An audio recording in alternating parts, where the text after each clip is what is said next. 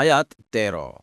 وما ذرأ لكم في الأرض مختلفا ألوانه অনুবাদ আর তিনি তোমাদের জন্য জমিনে যা সৃষ্টি করেছেন বিচিত্র রঙের করে নিশ্চয়ই তাতে সে সম্প্রদায়ের জন্য নিদর্শন রয়েছে যারা উপদেশ গ্রহণ করে।